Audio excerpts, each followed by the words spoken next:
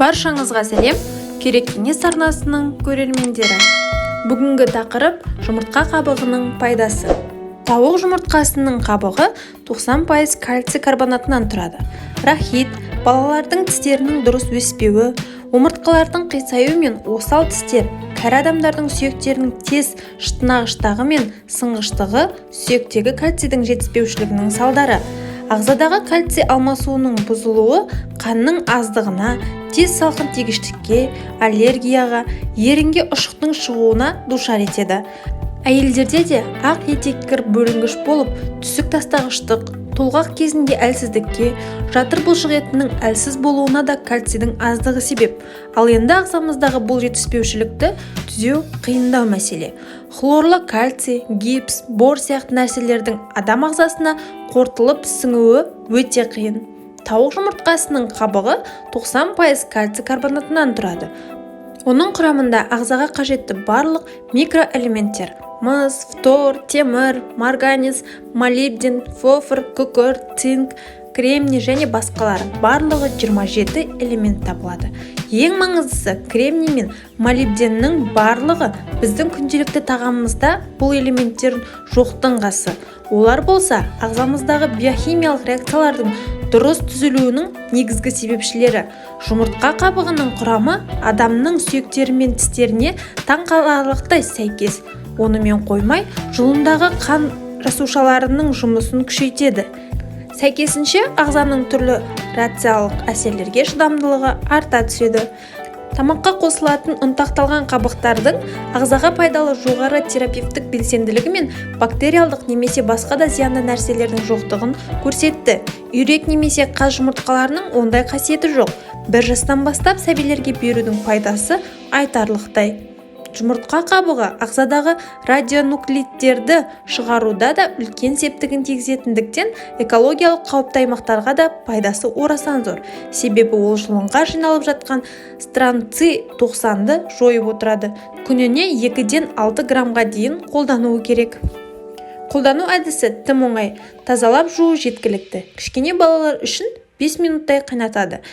1,5-нан 3 граммдайын жақсылап майдалап, күнде 1 рет жас мөлшеріне байланысты қабылдайды. Жұмыртқаның қабығы 10 жылға жасартады. Жұмыртқаның қабығын қоқыс шелегіне тастамаңыз. Әрбір әйел 30 жастан кейін өзіне күтім жасауды бастамаса, жас ерекшелігіне қарай тері де босап салбырай бастайды. Алғашқы әжім өздерінің де көрініс беруі 30 жастан асқаннан кейін байқалады. Бұл кезде бет терісіндегі эластик коллагенді жоғалта бастайды.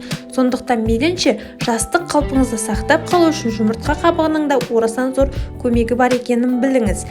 Ендеше ас үйде жиі пайдаланатын азықтың бірі жұмыртқа екендігі белгілі болса, оның қабығына дейін пайдаға асыруға кірісейік. Қоқысқа тастамаңыз. Салатқа немесе қамыр илегенде кейде тамаққа жұмыртқаны қосқаннан кейін қабығын қоқыс шелегіне тастамай кәдеге жарата біліңіз. Онымен бет терісі үшін керемет маска жасауды бастайық. Ол үшін жұмыртқаны тазалап жуып алыңыз, егер де сенімсіз болсаңыз. Жұмыртқаны жарып ішіндегісін ыдысқа салған соң, сыртқы қабығында қалып қойған жұғындыны да саусағыңызбен алып, тазартылған бет терісіне жағып қойыңыз.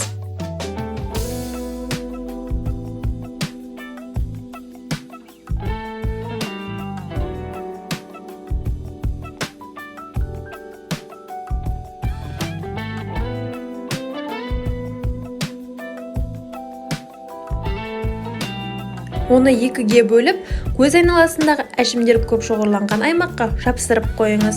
10-15 минуттай ұстаңыз. Пленканы жапсырған кезде мимикаға жол жоқ. Күлмеңіз. Көз айналасында жапсырған пленка түсіп қалмас үшін ол маңайды қозғамаған дұрыс. Сөйлеуге болмайды. Ендігі кезек сыртқы қабығында.